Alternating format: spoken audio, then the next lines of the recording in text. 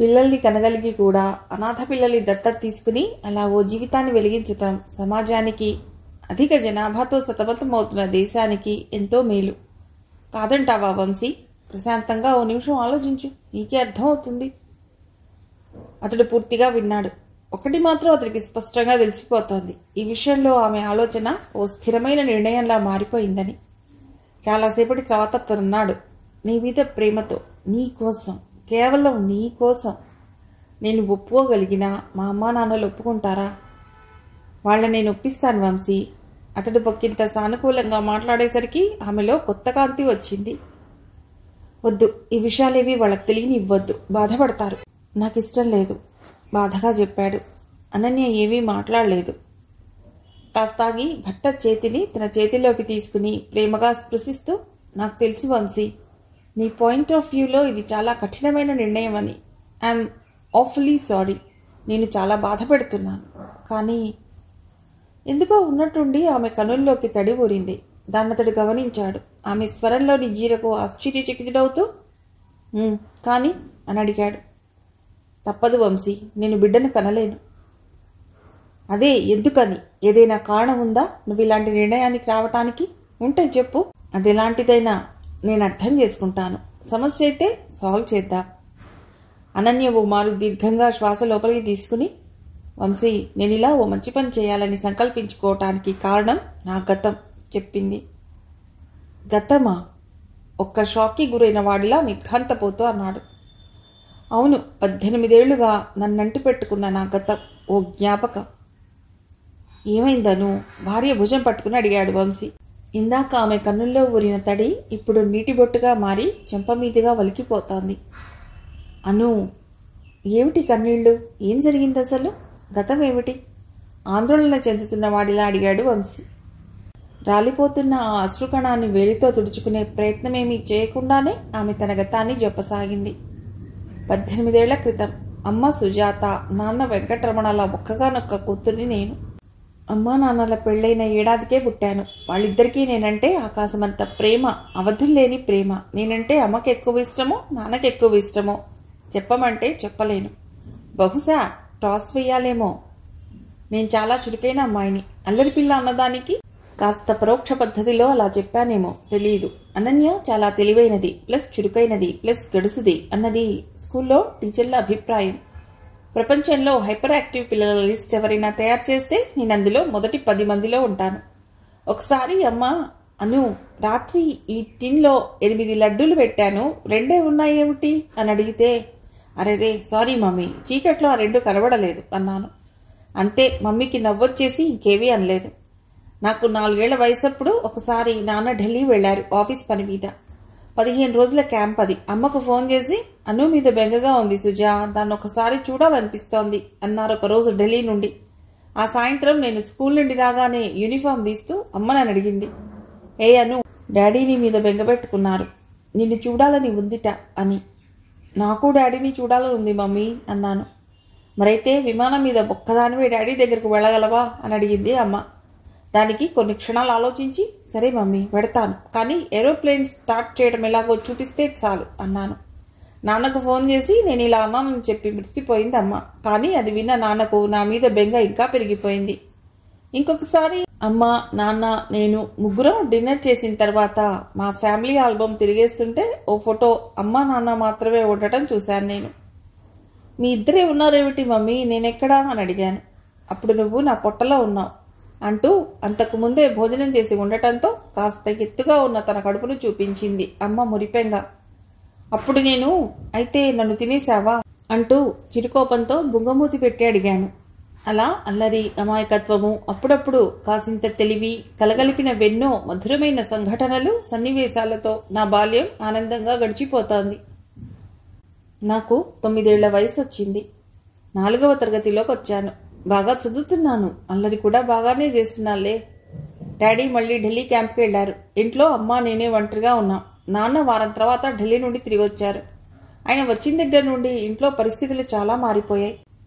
తన ఢిల్లీ ట్రిప్ విశేషాల గురించి అమ్మకు చెప్పాలని ఆతృత పడుతున్నారు నాన్న. నేను హోంవర్క్ చేసుకుంటున్నాను. నా చదువులో ఏకాగ్రత చూపిస్తూనే చుట్టూ జరిగే విషయం మీద దృష్టి నిలుపుతాను నేను. అది అన్నీ గమనిస్తుంది అంటుంది అమ్మ. అది తిట్టో ప్రశంసో సరిగ్గా తెలియదు నాకు. అప్పుడు అమ్మా నాన్నల సంభాషణ నాకు కూడా వినబడుతోంది. చెప్పండి ఇప్పుడు, ఏదో ముఖ్యమైనది ఒకటి చెప్పాలంటూ ఉన్నారు అంది అమ్మ. ఢిల్లీలో నేను ఒక వ్యక్తిని కలవటం జరిగింది సుజా.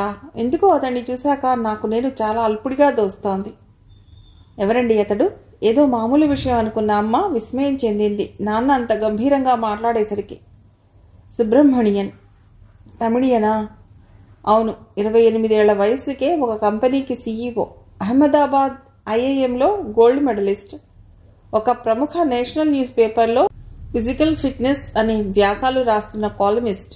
ఆ పత్రికలో అతడు రాసేవి చూసి భారత ఫినాన్స్ మినిస్టర్ కూడా అతన్ని ప్రశంసిస్తూ ఫోన్లు. ఆర్థిక వ్యవహారాలకు సంబంధించిన విధాన నిర్ణయాలు తీసుకునేటప్పుడు అతడితో సంప్రదించి సలహాలు తీసుకుంటారు. ఫోన్లేండి, అందరూ సూపర్ ఇంటెలిజెంట్గా ఉండరు కదా, ఎవరికి ఉండే ఐక్యూ వారికి ఉంటుంది. దీనికోసం మీరేమీ ఫీల్ అవ్వనక్కర్లేదు, నాన్నను కంఫర్ట్ చేస్తూ చెప్పింది. నేను న్యూన్యతగా ఫీల్ అవుతుంది అతడి ఐక్యూ చూసో ఆర్థిక స్తోమత చూసే కాదు సుజా, మరి అతడి కుటుంబాన్ని చూసి. ఏమిటండి మీరంటోంది? అవును సుజా, సుబ్రహ్మణ్యన్ ఒక అనాథ.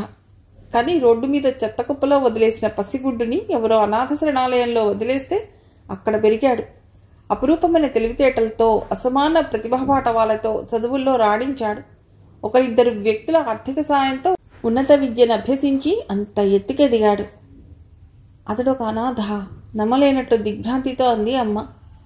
అవును, మరి అతడి కుటుంబాన్ని చూసి అంటారేమిటి? ఒకప్పుడు ఉమ్మడి కుటుంబాలు ఉండేవి. నానమ్మ, తాతయ్య, పెదనాన్న, బాబాయ్, పిన్ని, వదిన, ఇళ్లలో ఇలా రకరకాల అనుబంధాల హోదాలో ఎంతోమంది ఉండేవాళ్ళు. ఇప్పుడు ఆ వ్యవస్థ అంతరించిపోయింది. ఇప్పుడున్నవన్నీ న్యూక్లియర్ ఫ్యామిలీలే. తల్లి, తండ్రి తప్ప పిల్లలకు మరెవరూ కనిపించని కుటుంబాలు. కానీ సుబ్రహ్మణ్యన్ ఈ న్యూక్లియర్ ఫ్యామిలీలు, ఉమ్మడి కుటుంబాల స్థాయిని దాటి విశ్వకుటుంబ స్థాయికి ఎదిగిపోయాడు. విశ్వకుటుంబం అంటే అమ్మ, నాన్న, బాబాయ్, వదిన, తాతయ్య, నానమ్మ, పిన్ని, పెదనాన్న, ఇలా అన్ని సంబంధాలు అతడింట్లో ఉన్నాయి. 40 మంది సభ్యులున్న పెద్ద కుటుంబం అతడిది. అర్థం కానట్లు చూస్తోందమ్మ. గోద్రా మత ఘర్షణలో తల్లిదండ్రుల్ని పోగొట్టుకున్న 2 పిల్లలు, భారత సంస్కృతి పట్ల మక్కువతో మన దేశానికి వచ్చిన 22 ఏళ్ల ఓ విదేశీ వనితను ఢిల్లీలోని 2 టాక్సీ డ్రైవర్లు బలవంతంగా ఎత్తుకెళ్లి ఆగ్రా దగ్గర మానభంగం చేసి వదిలేస్తే మతి భ్రమించి గతం మర్చిపోయిందా అమ్మాయి. ఆమె పేరు క్రిస్టి. ఆమె కూడా ఆ కుటుంబంలో ఉంది. ఉగ్రవాదుల వరుస పేలుళ్ల ఘటనల్లో భర్తను పోగొట్టుకుని ఏకాకిగా మిగిలిన 44 ఏళ్ల దీప్తి ప్రేమించానని వెంటబడి, ప్రేమించమని వేధించి, చివరికి కసితో ఉన్మాదిలా మారిన ఓ రాక్షసుడు జరిపిన యాసిడ్ దాడిలో ముఖమంతా కాలిపోయిన మాధురీ సింగ్. ఇలాంటి అభాగ్యులను చేరదీసి తన కుటుంబంగా మార్చుకున్నాడు అతడు. ఓ అసాధారణ విషయాన్ని విన్న విస్మయం అమ్మ కంఠంలో. అవును సుజా, తన జీవితంలో పోగొట్టుకున్న అనుబంధాల్ని, బంధుత్వాల్ని ఇలా తిరిగి పొందుతున్నాడు. ఎంత గొప్ప ఆలోచనండి. దేశంలోనే హైయెస్ట్ పెయిడ్ సీఈఓగా ఉంటూ తన ఆదాయాన్నంతా ఇలాంటి వాళ్లను హక్కును చేర్చుకునే ప్రయత్నానికే ఖర్చు చేస్తున్నాడు. అవును, నిజమే. ఇప్పుడు అతడు అనాథ కాదు, అందరూ ఉన్నట్లే, అన్ని అనుబంధాలు పొందినట్లే. జస్పాల్ భట్టి అనే 48 ఏళ్ల వ్యక్తి కూడా అక్కడ ఒకరున్నారు. ఆయన ఏం చేశాడో తెలుసా? చెప్పండి, ఏం చేశాడు? భట్టీకి దేశమంటే అమితమైన ప్రేమ. దేశం కోసం ఏదో ఒకటి చేయాలని ఎప్పుడూ తప్పించేవాడు. అలాంటి భట్టీకి ఓ తమ్ముడున్నాడు. తమ్ముడంటే కూడా అతడికి చాలా ప్రేమ. తల్లి, తండ్రి చిన్నతనంలోనే చనిపోవడంతో తనకంటే 7 ఏళ్లు చిన్నవాడైన తమ్ముణ్ణి అన్నీ తానే పెంచాడు. ఆ తమ్ముడు మత ఛాందసవాదుల బ్రెయిన్ వాష్కి లొంగిపోయి ఉగ్రవాదుల్లో చేరిపోయాడు. కరుడుగట్టిన ఉగ్రవాదిగా మారి 43 మంది అమాయక ప్రజల్ని కాల్చి చంపేశాడు శ్రీనగర్లో. అడవుల్లో రహస్య స్థావరాల్లో దాక్కున్న తన తమ్ముణ్ణి వెదికి పట్టుకుని తన చేతులతో నరికి చంపాడు. ఆ తర్వాత భట్టి ఏదో అరుదైన బ్రెయిన్ ట్యూమర్ వ్యాధి బారిన పడ్డాడు. తన చేతులతో పెంచిన తన సొంత తమ్ముణ్ణి అలా చంపినందుకు భట్టి ఏమాత్రం చింతించడు. చాలా గర్వంగా ఫీల్ అవుతాడు. దేశం కోసం ఓ మంచి పని చేశానన్న సంతృప్తితో సగర్వంగా ఉంటాడు. ఆ భట్టి కూడా సుబ్రహ్మణ్యన్ కుటుంబంలో కలిసిపోయాడు. సుబ్రహ్మణ్యన్ అతడికి చికిత్స చేయిస్తున్నాడు. అమ్మ కళ్ళల్లో ఒక అపురూపమైన విషయం వింటున్న విభ్రాంతి. జాతి, మతం, కులం, ప్రాంతం, భాష, దేశం అనే వివక్ష లేదక్కడ. అందుకే అది ఒక విశ్వ కుటుంబం, చెప్పాడు నాన్న. నిజంగానే అతడు చాలా గ్రేట్ అండి. ఎప్పుడు నేను, నా భార్య, నా కూతురు, నా కుటుంబం అని మాత్రమే ఆలోచించే నాలాంటి వాళ్ళంతా సుబ్రహ్మణ్యం ముందు మరుగుజ్జులమైపోతాం సుజా. అతడొక మేరుపర్వతమైతే మనలాంటి వాళ్ళం దాని కింద ఉండి కులకరాళ్ళం. సుబ్రహ్మణ్యంలోని ఉన్నతాదర్శాల శిఖరాలతో పోలిస్తే మనం అంతే. కానీ భవన నిర్మాణానికి ఉపయోగపడేది కూడా ఇసుకరేణువే కదా. మనం కనీసం అలా మారుదాం. మనకు వీలైనంతలో ఇతరులకు సహాయం చేద్దాం. తన గురించి వీలైనంత తక్కువ ఆలోచిస్తూ ఇతరుల గురించి వీలైనంత ఎక్కువ ఆలోచించడమే మానవత్వం అయితే దాన్ని మనమే చూపెడదాం ఆచరణలో. నాన్న భావోద్వేగాలకు ఊతమిస్తున్నట్లు చెప్పింది. అవును సుజా, సుబ్రహ్మణ్యాన్ని కలిసినప్పుడు నాలో కలిగిన ఆ ప్రేరణను వృధా పోనివ్వకూడదు. దాన్నలా ఒడిసి పట్టుకోవాలి. ఏం చేద్దాం? అదే ఆలోచిస్తున్నాను. ఏదో ఒక మంచి పని చేయాలన్న సంకల్పం, ఓ అర్జ్ అలా మనసుల్లో ఉంటే చాలు. ఎన్నో రకాలుగా సాయం కోసం ఎదురు చూసే వాళ్ళు ఎందరో ఉన్నారు మన చుట్టూ. కానీ మనమెప్పుడూ వాళ్లను చూడం, పట్టించుకోం. సాయం అంటే డబ్బుతో ముడిపడ్డ ఆర్థికపరమైనదే కానక్కర్లేదు. ఒక మానవీయ స్పర్శ కూడా గొప్ప సాయం అవుతుంది దాని అవసరం ఉన్న వాళ్ళకి. ఇన్నాళ్ళు మనం మన సౌకర్యాల పరిధిలోంచి బయటపడలేక ఇతరుల గురించి ఆలోచించని కూడా ఆలోచించలేదు అసలు. మానవత్వానికి నిలువెత్తు నిదర్శనమై నిలిచిన ఆ సుబ్రహ్మణ్యన్ మనకన్నా వయసులో చిన్నవాడై కూడా మనకొక అమూల్యమైన పాఠాన్ని నేర్పాడు. మన గుండెల్లోని ఒక కొత్త కవాటాన్ని తెరిచాడు. వాళ్ళలా మాట్లాడుకునే ప్రతి మాట నాకు వినిపిస్తోంది. ఇక అప్పటి నుంచి అమ్మా నాన్నల్లో స్పష్టమైన మార్పు వచ్చేసింది. మదర్ థెరీసా కంటే ఎక్కువ దయార్థ హృదయులైపోయినట్లు ఉండేవారు. నాన్నైతే థెరీసా ఫోటో ఒకటి తెచ్చి ఇంట్లో గోడకి తగిలించారు. ఆ సుబ్రహ్మణ్యం ప్రభావం చాలా ప్రగాఢంగా ఆయనపై పడింది. మానవత్వం, ధాతృత్వం, సాయపట్టంకి సంబంధించిన టీవీ కార్యక్రమాల్ని ఎక్కువగా చూస్తున్నారు కూడా. ఈ మార్పు చాలా త్వరలోనే నా జీవితం మీద ప్రభావం చూపెట్టబోతోందని నాకు ఆ క్షణంలో తెలీదు. ఉగాది పండగకి 4 రోజుల ముందు అమ్మతో చెప్పాడు నాన్న, ఈ ఉగాదికి కొత్తగా మనం ఒక పని చేద్దాం సుజా. ఏమిటండి అంది అమ్మ. షేర్ యువర్ హోమ్ అనే ఓ ప్రాజెక్టు గురించి తెలుసా? తెలీదు. ఏమిటది? ఆసక్తిగా అడిగిందమ్మ. శరణాలయాల్లోని అనాథల్ని దత్తత తీసుకోకున్నా మన ఇంటికి తెచ్చుకుని 2-3 రోజులు మనతో ఉంచుకోవటం, మనలో ఒకరిగా కలుపుకుని మనం అనుభవించి అన్ని వసతులు ఆ పిల్లలకి కల్పించి సంతోషపెట్టడం లాంటి ఓ కాన్సెప్ట్.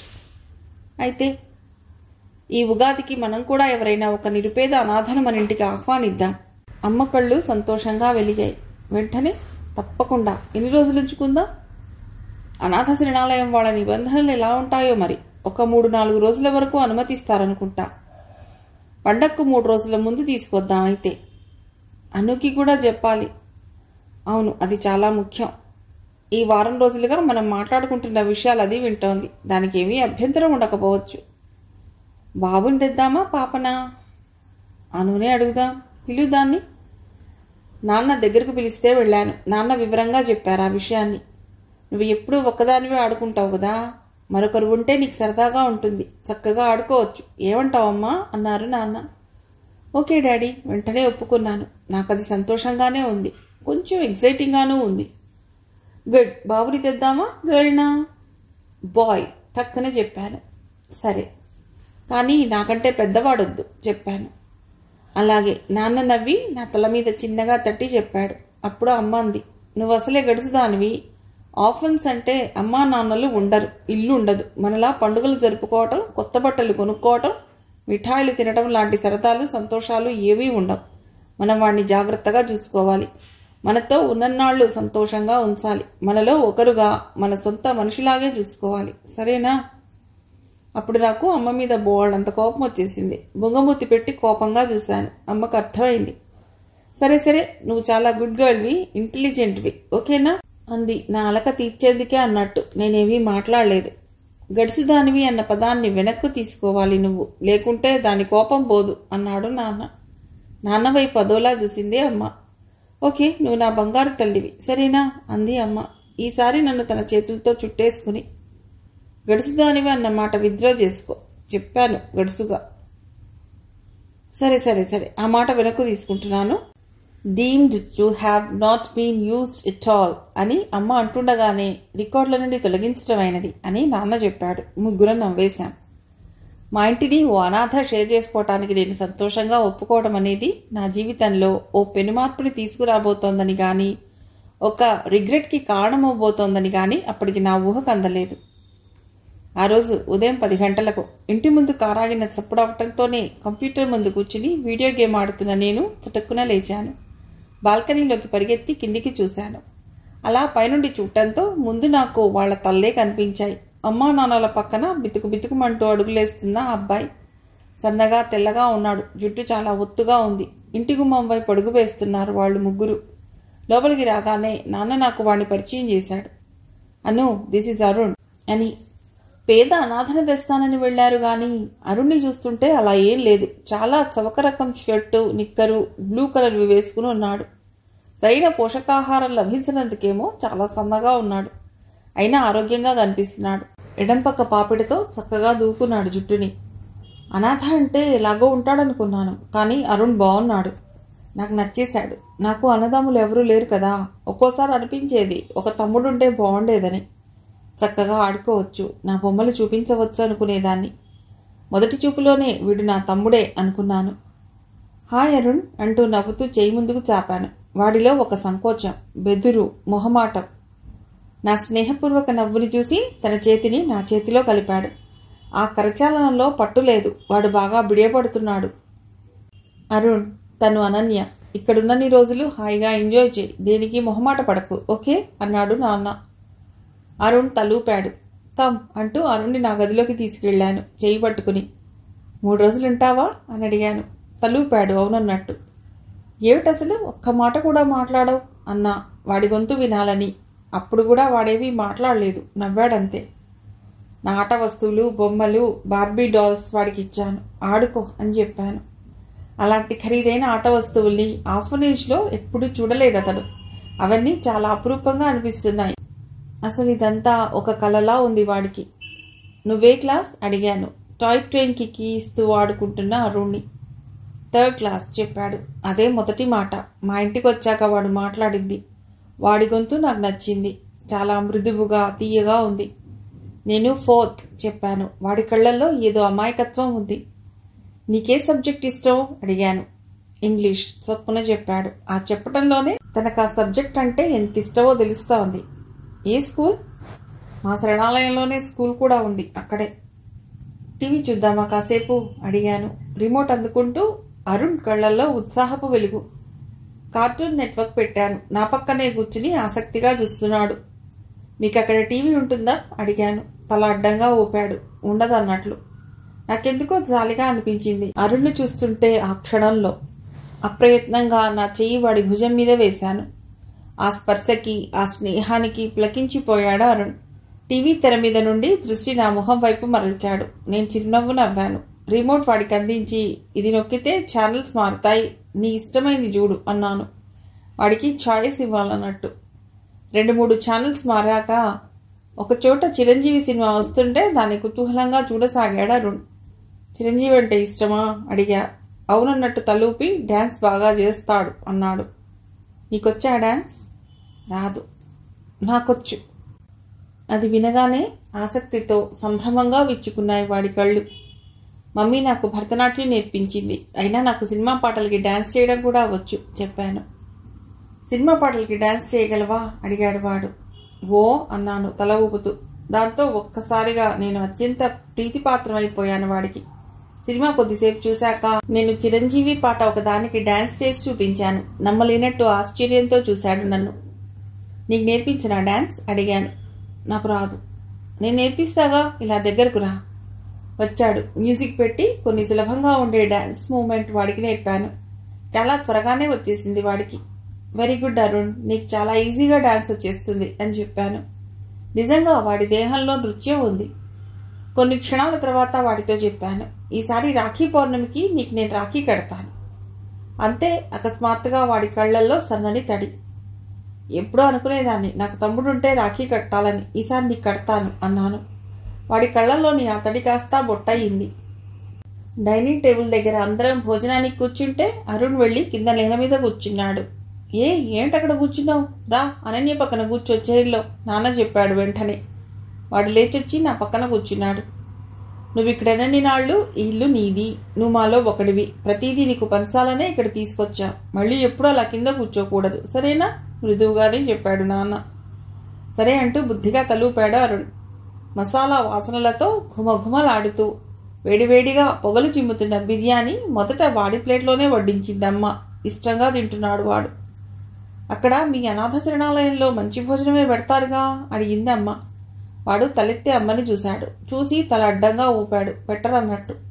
ఎప్పుడూ సాంబారు నీళ్లుగా పలుచగా ఉంటుంది, రైస్ కూడా బాగోదు, ఒక్కోసారి పురుగులు కూడా ఉంటాయి, అయినా పారేయకూడదు, ఆ పురుగుల్ని ఏరి తీసేసి అన్నం తినాలి.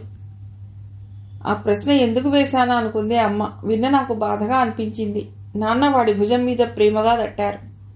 అరుణ్కి కూర వేయి అన్నాడు నాన్న. అమ్మ వాడికి ఎక్కువ చికెన్ కర్రీ వడ్డించింది. వాడు చాలు అన్నాడు.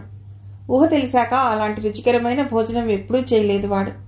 అసలు ఇలాంటి భోజనం తినే అదృష్టం ఒకటి ఉంటుందని కూడా ఊహించలేదు. ఆలోచిస్తూ తినటం వల్ల పొలమారింది వాడికి. అమ్మ వెంటనే మంచినీళ్లు అందించింది. వాడి తల మీద తట్టింది. వాడి కళ్లల్లో నీళ్లూరిపోయాయి. అలాంటి ప్రేమ మొదటిసారి అనుభవించటం. అమ్మ నాన్న అన్న పిలిపే తెలియదు. వాళ్ల ప్రేమ ఎలా ఉంటుందో తెలియదు. అనుబంధాలు ఆత్మీయతలు ఎరుగడు. ఎడారి జీవితం. కుటుంబం అంటే ఏమిటో, దానిలోని అనురాగాలు ఎలా ఉంటాయో, మమతలు ఎలా పండుతాయో తొలిసారి ప్రత్యక్షంగా అనుభవించటం. మంచిళ్ల జగ్ పక్కకు జరుపుతుంటే అనుకోకుండా వాడి అన్నం ప్లేట్ కదిలి దానిలోని బిర్యానీ కింద పడిపోయింది. టేబుల్ మీద కాదు, నేల మీద. అంతే, ఒక్క ఉదుటిన వాడు లేచి కింద కూర్చుని కింద పడ్డ అన్నాన్ని ప్లేట్లోకి వేసుకుంటున్నాడు. భయం భయంగా. అది చూసి నివ్వెరపోయాం మేము ముగ్గురమును. బహుశా అక్కడి శరణాలయంలో కింద పడినా దాన్ని వృధా చేయనీయరేమో. ఆ అలవాటుతో వాడలా చేస్తున్నాడు. అరుణ్, వదిలే దాన్ని అంటూ వాడిని వారించిందా అమ్మ. భోజనం చేసిన తర్వాత అరుణ్కి నా స్నూపీని పరిచయం చేశాను. తెల్లగా మహాముద్దుగా ఉండే పొమేరియన్ కుక్కపిల్లను చూసి వాడికి చెప్పలేనంత ఆనందం కలిగింది. స్నూపీ వాడి వంక అనుమానంగా చూసింది. దాని కళ్లల్లో కోపం. భౌ భౌ అని గంభీరంగా మురిగింది. అరుణ్ భయపడిపోతూ వెనక్కి పరిగెట్టబోయాడు. ఏయ్ స్నూపీ, గో అంటూ కసిరాను. అరుణ్ చేయి పట్టుకుని స్నూపీ దగ్గరకు తీసుకువెళ్లి నా బ్రదర్ అని చెప్పాను. నా బ్రదర్ అన్న పదం నా నోటి వెంట వెలువడగానే ఠక్కున నా వైపు తిరిగాడు వాడు. వాడి కళ్ళు ఏదో చెప్పాలని ప్రయత్నిస్తూ చెప్పలేకపోతున్నట్లు నాకు తెలుస్తోంది. పెద్ద అర్థమైనట్లు స్నూపీ అయితే ఓకే అన్న ఎక్స్ప్రెషన్ ఒకటిచ్చింది. దాని కళ్లల్లోంచి అనుమానం నీడలిపోయాయి. మెడను బొక్కింత ముందుకు సాచి వాడి చేతిని వాసన చూసింది. ఆ స్నిఫింగ్లో ఏం తెలిసిందో గాని తోక మెల్లిగా ఊపింది. వాడి ఉనికిని తను అప్రూవ్ చేస్తున్నట్టు. అరుణ్కి చాలా సంతోషంగా ఉంది. నాకు స్నూపీ అంటే చాలా ఇష్టం చెప్పాను, దాని మెడ కింద జుట్టుని ప్రేమగా నిమురుతూ. నాకు కూడా కుక్కపిల్లలంటే చాలా ఇష్టం. నా చేతిని మెల్లిగా తప్పించి వాడు దాని మెడను నివరసాగాడు. వాడి స్పర్శను ఆస్వాదిస్తూ తోక కొంచెం వేగంగా ఊపుతోంది స్నూపీ. బాత్రూమ్ చూపించి స్నానం చేసిరా అని చెప్పింది అమ్మ అరుణ్తో. వాడు సందిగ్ధంగా చూస్తుంటే ఇవిగో నీ బట్టలు అంటూ కొత్త జీన్స్ ప్యాంటు టీషర్టు క్యారీ బ్యాగ్లోంచి బయటకు తీసి ఇచ్చింది. ప్రైస్ ట్యాగ్స్ కూడా వాటికి వేలాడుతూనే ఉన్నాయి. ఇంకా ఇవెక్కడివి మమ్మీ అని అడిగాను. డాడీ బజార్కెళ్ళి తీసుకొచ్చారు. ఎప్పుడు?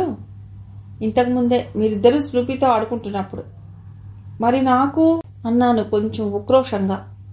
అప్పుడు కానీ స్ఫురించలేదనుకుంటా అమ్మకి నాకు కొత్త బట్టలు వేసుకోవటం అంటే మహా ఇష్టమని. నీకు ఇంకోసారి కొందాం. ఆఫీస్ నుండి వస్తూ అరుణ్ తన బట్టలేవి తెచ్చుకోలేదు కదా, అందుకే డాడీ హడావుడిగా వెళ్ళి తెచ్చారు వీటిని. రేపు మళ్ళీ మనం నలుగురం షాపింగ్కి పెడదాం, సరేనా? ఆ సమాధానం నాకు సంతృప్తిని ఇచ్చింది. సరే అనేశాను. వాడు ఆ కొత్త బట్టల్ని అపురూపంగా తీసుకున్నాడు అమ్మ దగ్గర నుండి. ఇందా టవల్. ఉతికిన టర్కిష్ టవల్ అరుణ్కి అందించాను నేను. వాడు బాత్రూంలోకి వెళ్ళి తలుపేసుకున్నాడు. బయట ఉన్న మాకెవ్వరికీ తెలీదు. తలుపు వేసుకోగానే వాడు పొగిలి పొగిలి ఏడ్చేశాడని.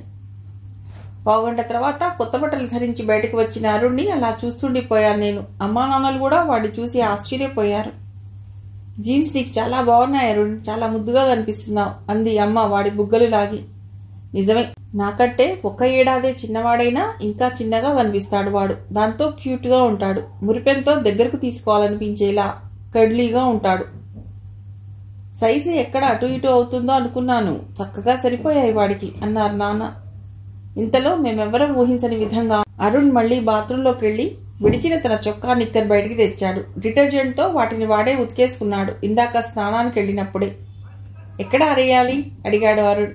ముగ్గురు ఒకరినొకరు చూసుకున్నాం. నువ్వెందుకు ఉతికావు వాటిని అసలు? ఇక్కడ పనివాళ్ళు ఉన్నారు, వాషింగ్ మిషన్ ఉంది అంది అమ్మ. వాడేం మాట్లాడలేదు. పోన్లే సుజా, అక్కడ అలవాటై ఉంటుంది, వదిలే అన్నాడు నాన్న మెల్లిగా, వాడికి వినపడకూడదని. ఎక్కడ ఆరేయాలో చూపించాను నేను. మౌనంగా అక్కడికి వెళ్ళి నైలాన్ తాడు మీద వాడి నిక్కరు చొక్కా కుదురుగా ఆరేసి క్లిప్స్ పెట్టి వచ్చాడు. ఇంకెప్పుడు అలా నీ బట్టలు నువ్వు ఉతుక్కోకు ఇక్కడున్నప్పుడు, అవన్నీ మేము చూసుకుంటా, సరేనా చెప్పింది అమ్మ. సరే అంటూ తలూపాడు అరుణ్. నేను ఇక వాడిని అక్కడి నుంచి నా గదిలోకి తీసుకెళ్లిపోయాను. కంప్యూటర్ ఆన్ చేసి ఇంటర్నెట్ బ్రౌజ్ చేయసాగాను. నా పక్కనే కూర్చుని ఆశ్చర్యంతోనూ ఆసక్తితోనూ గమనిస్తున్నాడు అరుణ్. అరుణ్, ఏమైనా పేదవాళ్లకి అన్నం పెట్టాలనిపిస్తుందా నీకెప్పుడైనా అని అడిగిన నా ప్రశ్నకు అయోమయంగా చూశాడు అరుణ్. చెప్పు, ఆకలితో ఉన్న వాళ్ళకి కొద్దిగా అన్నం పెడతావా? వాడప్పుడు నా వైపు నిస్పృహగా చూసి, నాకెక్కడిది అన్నం, నేనే అనాథను అన్నాడు. ఇంటర్నెట్లో freerice.com అనే వెబ్సైట్లోకి వెడుతూ చెప్పాను. ఇక్కడ ఒక ఆట ఉంది, దాన్ని నువ్వెంత బాగా ఆడితే అంత ఎక్కువ అన్నం పేదవాళ్ళకి దక్కుతుంది. వాడి భృగుడి ముడిపడింది. అంటే ఏమిటి అని అడిగాను. freerice.com అనే వెబ్సైట్ హోమ్ పేజ్ తెరవగానే ఓ ఇంగ్లీష్ పదం కనిపిస్తుంది. దాని కింద మరో 4 పదాలు వస్తాయి. పైదానికి కింద 4గింటిలో ఏది సమాన అర్థాన్ని ఇస్తుందో దాన్ని క్లిక్ చేస్తే 10 బియ్యపు గింజలు ఒక చోట చేరతాయి. అలా 10 పదాలకు కరెక్ట్గా ఆన్సర్ చేస్తే 100 గింజలు. ఇవన్నీ ఎవరికి? విస్మయపడుతూ అడిగాడు అరుణ్. ప్రపంచం మొత్తంలో ఉన్న ఎందరో హంగ్రీ పీపుల్కి ఈ బియ్యం ద్వారా ఆకలి తీరుస్తారట. నిజంగానా? అవును, యునైటెడ్ నేషన్స్ వాళ్ళు ఈ బియ్యం మొత్తాన్ని అందజేస్తారు ఆ పేదలకి ఉచితంగా. వాళ్ళకెవరిస్తారు? ఇదిగో ఈ వెబ్ పేజీ కింద స్పేస్లో 2 వైపులా యాడ్స్ కనిపిస్తున్నాయి కదా, వాటి తాలూకు కంపెనీలు భరిస్తాయి ఆ ఖర్చుని. చాలా బాగుంది. స్కూల్ పిల్లల కోసమా ఇది? అదేం కాదు, ఇంగ్లీష్ నాలెడ్జ్ బాగా ఉన్న వాళ్ళెవరైనా ఆడుకోవటానికి వీలుగా ఉండే ఆట ఇది. అయితే నేను ఆడతాను అంటూ ఉత్సాహంగా ముందుకొచ్చాడు. మౌజ్ని ఎలా పట్టుకోవాలో, ఎలా క్లిక్ చేయాలో చూపించాను. వాడు గేమ్ మొదలెట్టాడు. మొదట ఒక పదం కనిపించింది స్క్రీన్ మీద. ఈజీ చెప్పాడు. వాడు దాని అర్థాన్నిచ్చే పదాన్ని క్లిక్ చేయగానే 10 బియ్యపు గింజల స్కోర్ ఒక చోట కనిపించింది. తర్వాత పదం ప్రత్యక్షమైంది. ఇది ఈజీనే అంటూ వెంటనే సమాధానాన్ని క్లిక్ చేశాడు. మరో 10 గింజలు కలిశాయి. వాడిలో ఉత్సాహం పెరిగింది. మొదటి 10 పదాల వరకు సులభమైనవే వచ్చాయి. అన్నిటికీ సరైన సమాధానాలు ఇచ్చాడు. నాకు చాలా ఆశ్చర్యంగా అనిపిస్తోంది వాడి గేమ్ చూస్తుంటే. నీకు ఇంగ్లీష్ వర్డ్స్ చాలా తెలిసే అన్నాను. నాకిష్టం చెప్పాడు. వాడు చకచకా సమాధానాలు ఇస్తుంటే కొత్త ప్రశ్నలు వాటంతటవే వచ్చేస్తున్నాయి. ప్రతిసారి సరైన సమాధానం వస్తుండటంతో ఇహ కఠినమైన పదాలు మొదలయ్యాయి. నేను ఊపిరి బిగబట్టాను. వాడు మాత్రం టెన్షన్ పడకుండా సమాధానాలు ఇచ్చుకుంటూ పోతున్నాడు. స్కోర్ పెరిగిపోతోంది. నాకు మతిపోతోంది వాడి పద సంపద చూస్తుంటే. కూర్చున్న చోటి నుండి లేచి, ఇప్పుడే వస్తా, ఆడుతుండు అని చెప్పి అమ్మా నాన్న దగ్గరకు వచ్చాను. ఏమను, అరుణేడి అడిగింది అమ్మ. అరుణ్ freerice.com చాలా బాగా స్కోర్ చేస్తున్నాడు మమ్మీ. ఇంతవరకు ఒక్క రాంగ్ ఆన్సర్ కూడా చేయలేదు. వాడికి చాలా వొకాబులరీ వచ్చు డాడీ అంటూ అమ్మా నాన్నలిద్దరికీ కలిపి చెప్పాను ఉద్విగ్నంగా. అమ్మా నాన్న ఆశ్చర్యంగా ఒకరి వంక ఒకరు చూసుకున్నారు. ఓకే, మంచిదేగా, ఆడనివ్వు అంది అమ్మ. మీరు వచ్చి చూడండి. అమ్మ చేయి పట్టుకుని లాగాను. వాళ్ళిద్దరూ కూడా నా వెనకే వచ్చి అరుణ్ ఆట చూడసాగారు. అమ్మా నాన్నలను చూసి వాడు లేచి నిలబడుతుంటే, కూర్చో, ఆడు అని నాన్న చెప్పారు. చాలా కఠినమైన పదాలకు కూడా వాడు సరైన సమాధానాలు ఇస్తుంటే నమ్మశక్యం కానట్లు అవాక్కైపోయారు అమ్మా నాన్న ఇద్దరు. 250 పదాలకు కరెక్ట్ సమాధానాలు క్లిక్ చేశాడు అరుణ్. 2500 బియ్యపు గింజలు పోగయ్యాయి. వెరీ గుడ్ అరుణ్, బాగా ఆడావు అని అమ్మ అంటుంటే ముగ్గురం చప్పట్లు కొట్టి అభినందించాం. ఇవన్నీ నిజంగా ఆకలితో ఉన్న వాళ్ళకి చేరతాయా అడిగాడు వాడు. తప్పకుండా చేరతాయి చెప్పారు నాన్న. అప్పుడు వాడు ఏదో ఆలోచిస్తున్నట్టు శూన్యంలోకి చూస్తుండిపోయాడు. ఏమిటి అరుణ్, ఏం ఆలోచిస్తున్నావు అడిగింది అమ్మ. ఏం లేదన్నట్టు తల అడ్డంగా ఊపాడు. లేదు, ఏదో ఆలోచిస్తున్నావు. దేని గురించి మళ్ళీ అడిగిందమ్మ. మాతో చెప్పకూడదా? అలా ఏం లేదు, ఆకలి. వాడి కంఠంలో బాధ స్పష్టంగా కనిపిస్తోంది. ఆకలి బాధ ఎంత ఇదిగా ఉంటుందో గుర్తొస్తుంటే భయం వేస్తుంది అన్నాడు. మీ ఆర్ఫనేజ్లో సరిగ్గా భోజనం పెట్టరా? పస్తులుంటారా? నేను అనాథ శరణాలయానికి రాకముందు వరంగల్ దగ్గర ఓ మారుమూల గ్రామంలో ఉండేవాణ్ణి. అమ్మా నాన్న లేని అనాథనైన నన్ను 70 ఏళ్ల ముసలి అవ్వ ఒకరు కొంచెం ప్రేమగా చూసేది. ఆ అవ్వకి ఎవరూ లేరు, అడుక్కు తింటుంది. తాను బిచ్చమెత్తుకుని తెచ్చిన దాంట్లోనే నాకు కాస్త పెట్టేది. ఒక్కోసారి తినటానికేమీ దొరికేది కాదు. ఆకలితో నిద్రపట్టేది కాదు. కడుపులో ఏదో అర్థం కాని నొప్పి. అప్పుడు అవ్వే ఆకలితో బాధపడుతూ కూడా నిద్రపోయేదెలాగో నేర్పేది. అప్పట్లో నేను నేర్చుకున్న తొలిపాఠాలవి. మరీ 2-3 రోజుల పాటు ఆకలితో మాడి అల్లాడిపోతుంటే ఏదో మత్తుమంది ఇచ్చేది. పొగాకో గంజాయో తెలీదు. ఎలుకల కన్నాల్లోకి చేతులు పెట్టి అక్కడ ఏవైనా ధాన్యం గింజలు దొరుకుతాయేమోనని వెతికేవాళ్ళం. ఆ గింజల్ని ఉడకబెట్టి ఉప్పేసి తినేవాణ్ణి.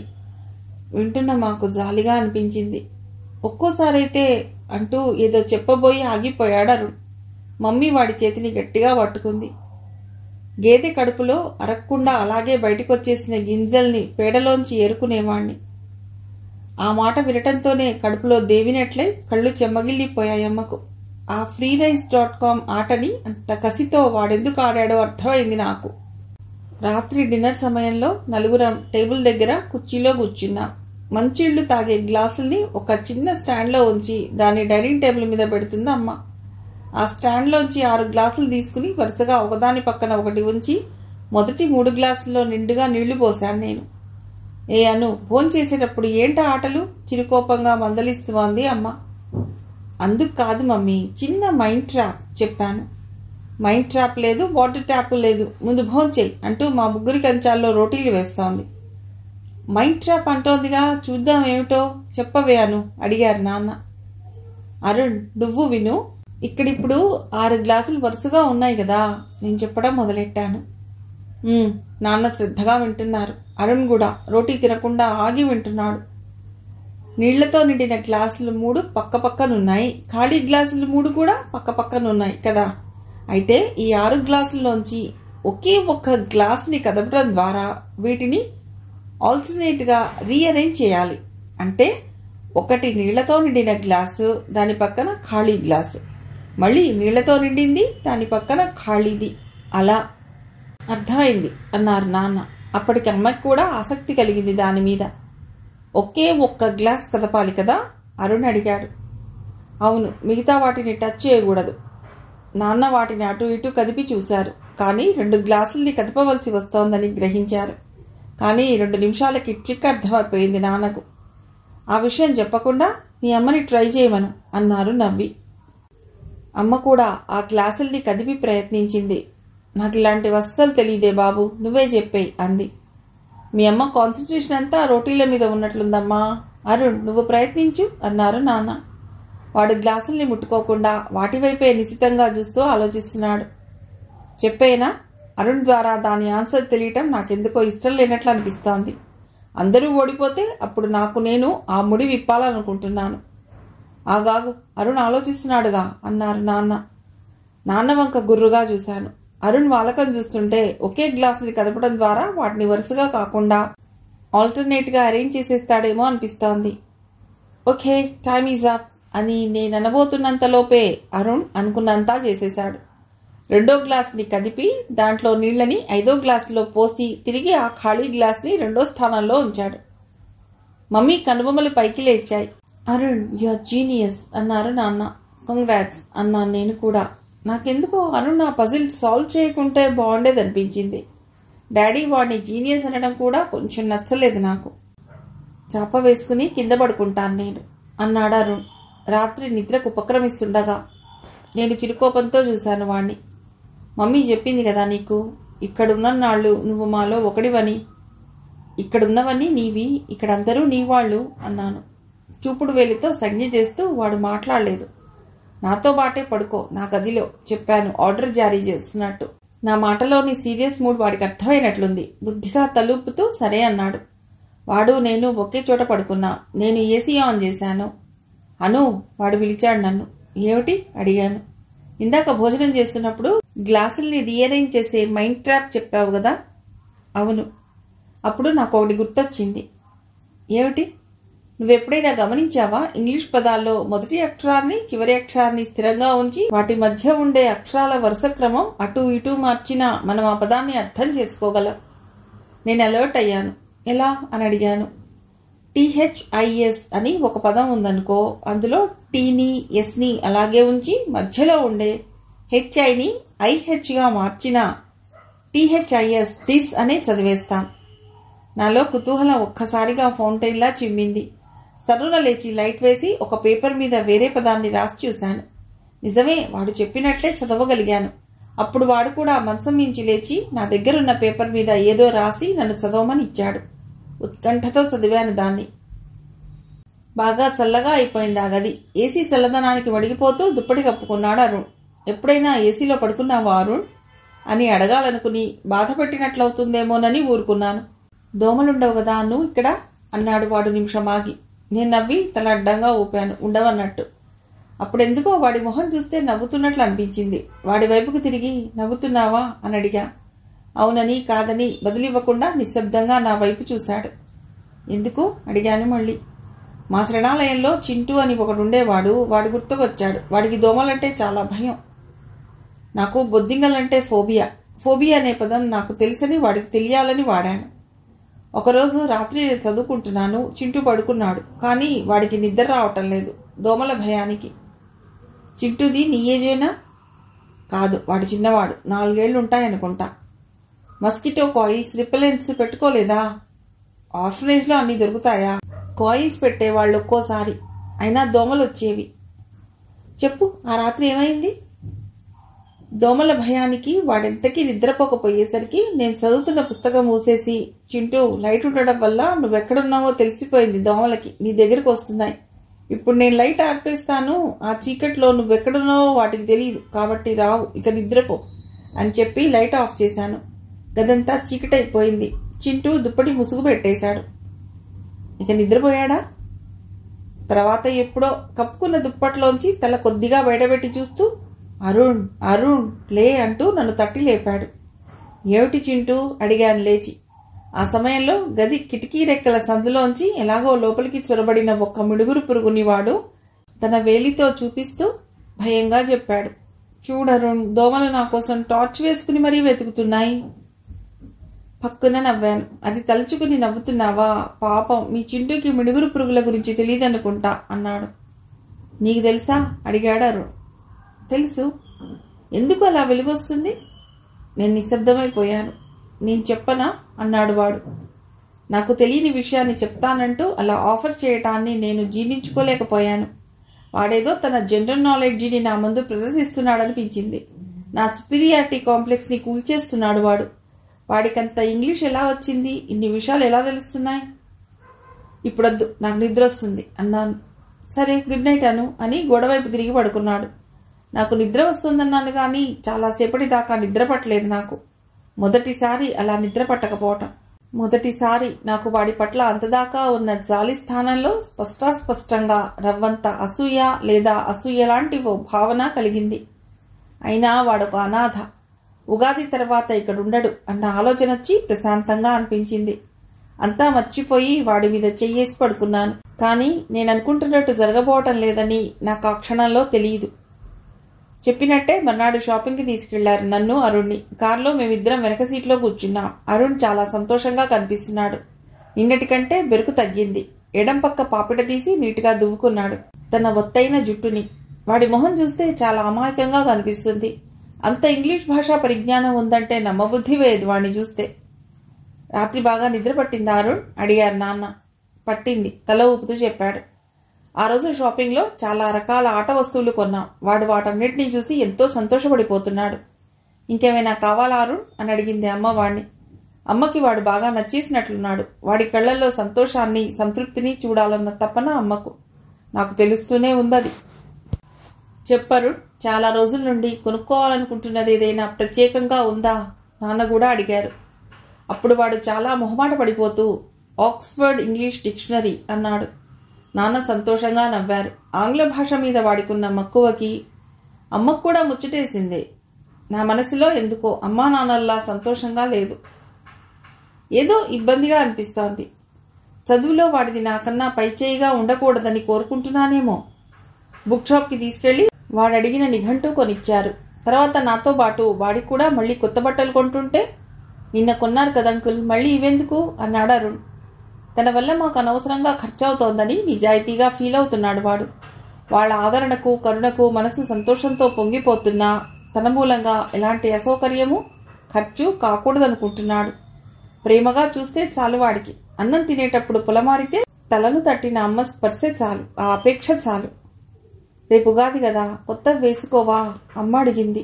ఆ మాటలోని వాత్సల్యం, ఆ ఇంక్లూజివ్నెస్ వాడిని మూగగా మార్చాయి. కిడ్స్ వేర్లో వాడికి ఖరీదైన బట్టలు ఒక జత తీసుకున్నారు. మా ఇద్దరి బట్టలకైనా బిల్లు కౌంటర్లో చెల్లించి బయటకొచ్చాం. పిజ్జా కార్నర్కి వెళ్ళి ఒక టేబుల్ దగ్గర అమ్మా నాన్న ఓవైపు, నేను అరుణ్ వాళ్ళకెదురుగా కూర్చున్నాం. ఆర్డర్ చేసిన పిజ్జా తెచ్చిన వెయిటర్, ఎన్ని పీసెస్ చేయమంటారు సార్, 4 8 అని అడిగాడు. 4 చాలు అని వెంటనే చెప్పారు నాన్న.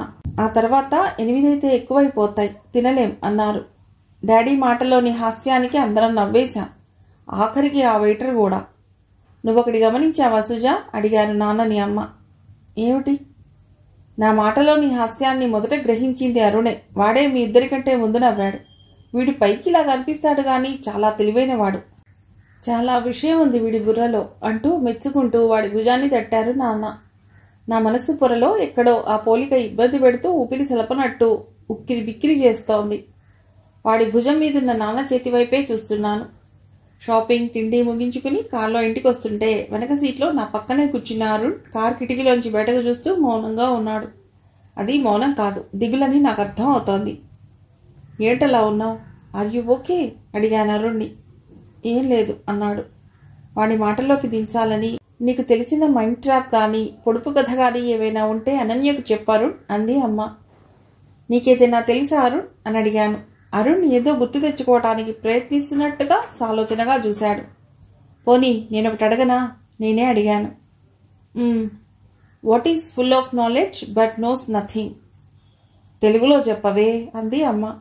అరుణ్కి ఇంగ్లీష్ బాగా వచ్చు. నిన్న నెట్లో ఎంత కష్టమైన పదాలకు అర్థాలు చెప్పాడో చూసావుగా అన్నారు నాన్న. అయినా తెలుగులోకి మార్చి చెప్పాను నేను. దాని నిండా విజ్ఞానం ఉంటుంది, కానీ దానికేమీ తెలియదు. ఏమిటది? మమ్మీ కూడా సీరియస్గా ఆలోచిస్తోంది. దాని నిండా నాలెడ్జ్, కానీ దానికేమీ తెలియదు. ఏమిటబ్బా? తనలో తను అనుకుంటూ పైకే అనేసిందమ్మ. డాడీ మీరైనా చెప్పొచ్చు ఆన్సర్ అన్నాను నేను. అరుణ్ ఆన్సర్ చేయలేకపోవడం నాకు సంతోషాన్ని ఇస్తోంది.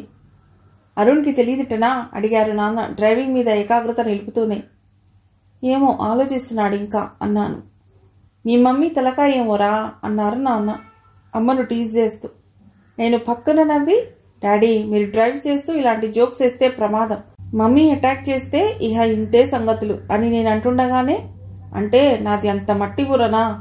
మరి ఈ మట్టి బుర్రనే ఏరికోరి ఎందుకు చేసుకున్నారు అంటూ అమ్మ ఎదురుదాడికి దిగింది. సరదాగా అన్నానులే, వదిలేవే. మట్టి బుర్ర కాదని రుజువు చేసుకోవటానికి మంచి అవకాశం ఇది. అను అడిగిన దానికి సమాధానం చెప్పైతే అన్నారు నాన్న. మీకు తెలియదని ఒప్పుకోండి ముందు అమ్మ రిటార్ట్. నువ్వు ప్రయత్నిస్తానంటే నాకు తెలిసినా చెప్పను, తెలిసినా చెప్పను అనకండి, తెలీదనండి. ఓకే స్వీట్ హార్ట్, నాకు తెలీదు, నువ్వే చెప్పు. బుక్ కేస్, బుక్స్ ఉండే అల్మరా. ఆ సమాధానం చెప్పింది అమ్మే. కంగ్రాట్స్ మమ్మీ చెప్పాను సంతోషంగా. ఆ సంతోషమంతా అమ్మ సరైన సమాధానం చెప్పినందుకు మట్టుకు కాదు, అరుణ్ చెప్పలేకపోయినందుకు కూడా. బాగుందా? ఇప్పుడు నువ్వేదైనా అడుగు అరుణ్, నాన్న అడిగారు వాణ్ణి. సరే, ఒక చిన్న మైండ్ ట్రాప్. అరుణ్ పెదవి విప్పాడు. నేను నిటారుగా అయ్యాను. వాడి మైండ్ ట్రాప్ అందరికంటే ముందు నేనే విప్పాలి. బయటిది పారేస్తాం, లోపలిది కుక్ చేస్తాం, తర్వాత బయటకు తింటాం, లోపలిది పారేస్తాం. ఏమిటది అడిగాడు అరుణ్. ఏంటేంటి మళ్ళీ చెప్పు. ఎంత అటెంటివ్గా ఉన్నానో అంత తికమక పడిపోయాను. ప్రశ్నే అర్థం కాలేదు. అరుణ్ మళ్ళీ విడమర్చి చెప్పాడు. 2 నిమిషాలు తీవ్రంగా ఆలోచించాను. నాసా కేంద్రంలో శాటిలైట్ లాంచ్కి ముందు ఆఖరి నిమిషంలో ఏర్పడిన సాంకేతిక లోపాన్ని ఎలా సవరించాలా అని అక్కడి సైంటిస్టులు కూడా నా అంత సీరియస్గా ఆలోచించరేమో. సమాధానం నా చిన్ని బుర్రకి తట్టలేదు. కోకోనట్ అన్నాను అరుస్తున్నట్టుగా ఏదో స్ఫురించి. కాదు, అరుణ్ కంటే ముందు అమ్మే చెప్పేసింది. కోడిగుడ్డ నాన్నకు దోచింది. నాన్న చెప్పారు. కాదు, నువ్వే చెప్పేయారు. ఏమిటి ఆన్సర్? నో, అప్పుడే కాదు. ఉండు, నేను ఆలోచిస్తున్నాను. నా పట్టుదల నాది. మరో 2 నిమిషాల దీర్ఘాలోచన, అయినా ఏమీ తట్టడం లేదు. ప్రపంచంలో ఉండే ప్రతి తినుబండారాన్ని గుర్తు తెచ్చుకుంటూ ఆ ప్రశ్నకు అన్వయించి చూస్తున్నా. ఏదీ సరిపోవటం లేదెందుకు? ఎన్నికలు గెలవాలన్న ఆరాటం. అరుణ్ చేతిలో అస్సలు ఓడిపోకూడదు. వేరే ఇంకెవరితోనైనా స్పోర్టివ్గా తీసుకోగలను, కానీ అరుణ్తో కాదు. No close. అరుణ్కి సపోర్ట్ చేస్తూ అమ్మ అలా అనేసరికి అమ్మ మీద ఎన్నడూ రానంత కోపం వచ్చింది నాకు ఆ క్షణంలో. అప్పుడు అరుణ్ దాని సమాధానం చెప్పేశాడు. కార్న్, మొక్కజొన్న. మిగిలిన కథ తర్వాతి భాగంలో.